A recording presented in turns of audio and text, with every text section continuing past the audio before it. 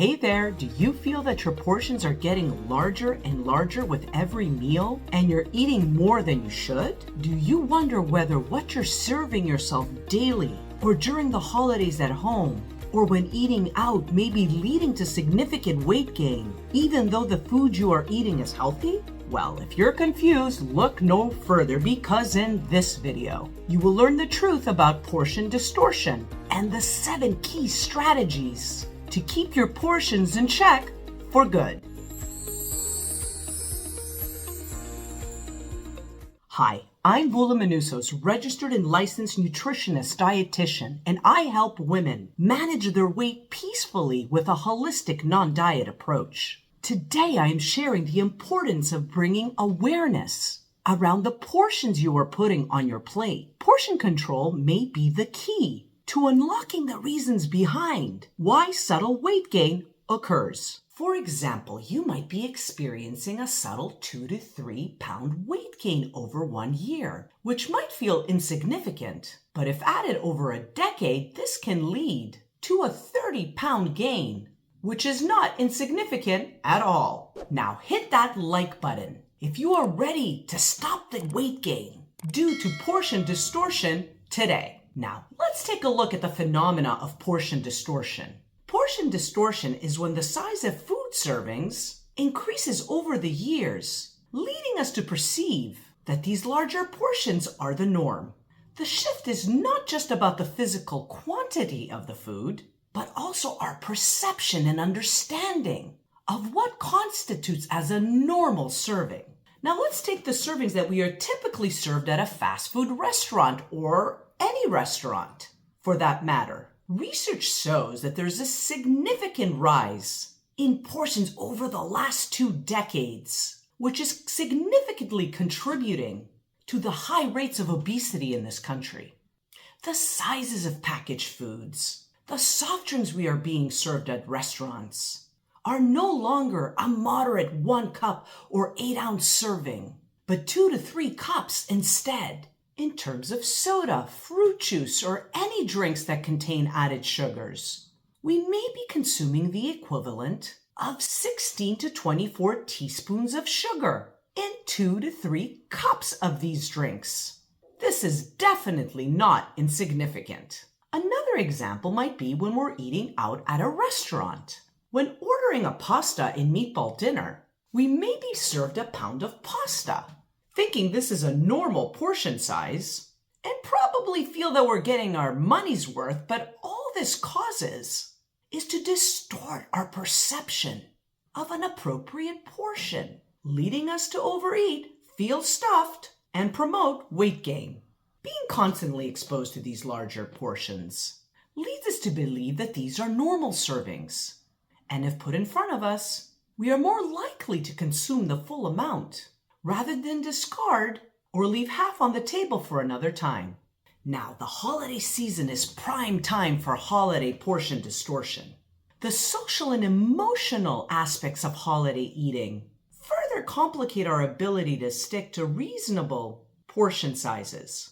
Now, let's take a quick look at portion sizes then and now in order to better understand why we are gaining weight during the holidays and beyond. In the 1960s, people will typically eat the recommended amount of turkey, which is 3 to 4 ounces, or the size of a deck of cards.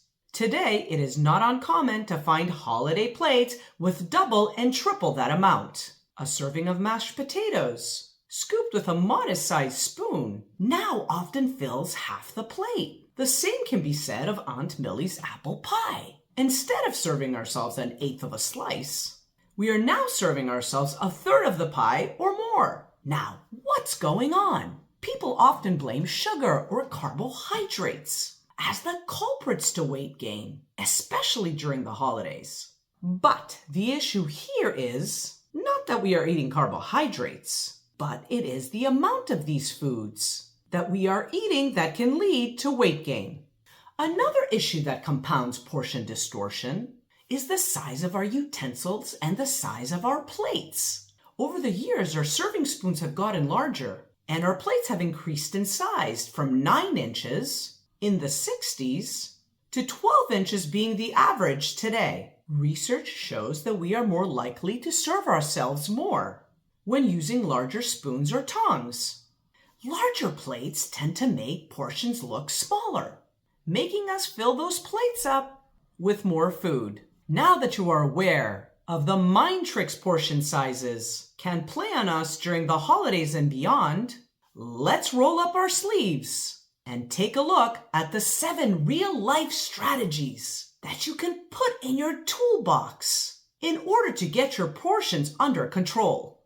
Now, if you're enjoying this video, please consider supporting my channel by hitting the subscribe button below. This channel is jam-packed with valuable content that is tailored for you. And again, I don't want you to miss any of it. Now, let's start by looking at tip number 1, which is to plan your plate mindfully. Before the meal, decide what and how much you want to eat. Make sure you are filling your plate with lots of vegetables, a source of protein as well as carbohydrates, so that you not only have variety on your plate, but you are satisfied as well. Having a plan can help you stick to your portion goals and avoid overeating, even when faced with multiple choices. Now, let's move on to tip number 2, which is don't skip meals.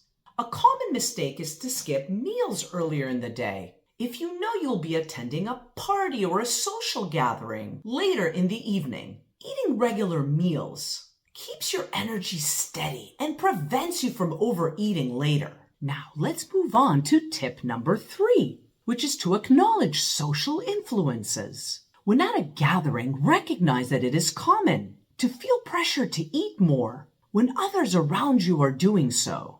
Remind yourself that it is perfectly acceptable to decline additional servings if you're satisfied. Now, tip number 4, which is selective seconds. Before heading back for more food, pause and check in with yourself. Are you still hungry or just tempted? If you do go back for seconds, pick the things that you love the most. Remember, if you don't love it, don't eat it.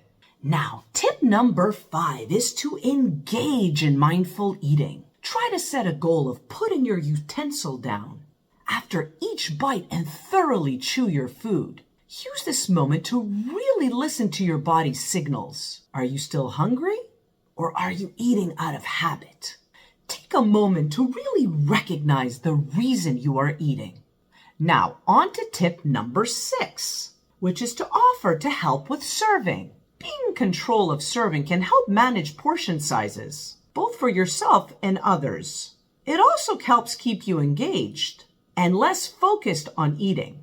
And now let's take a look at our last and 7th tip, which is finding support. If possible, team up with a friend or family member who also wants to be mindful of portion sizes. It's easier to stick to your goals when you have someone doing it with you. Now, while portion distortion can definitely be a challenge, it's one that we can definitely manage by choosing smaller plates, serving ourselves mindfully, eating slowly, being selective with seconds, and not skipping meals. We can enjoy our food without overindulgence and weight gain.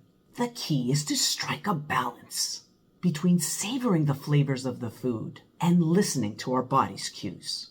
So, I hope you've enjoyed this video and it's offered you insight on a different way to help you lose and manage your weight through the understanding of portion distortion. This holiday season, let's embrace the joy of eating with a mindful approach to portion sizes, ensuring our celebrations are both delightful and health conscious. So, thank you for watching The Truth About Portion Distortion, 7 strategies to keep portion sizes in check. And if you want to learn more about how to keep those portions manageable, please drop down to the description below to access my blog and my free PDF, Mindful Eating Journal Prompts, to get you started today. Thanks for joining me, and I'll see you next time.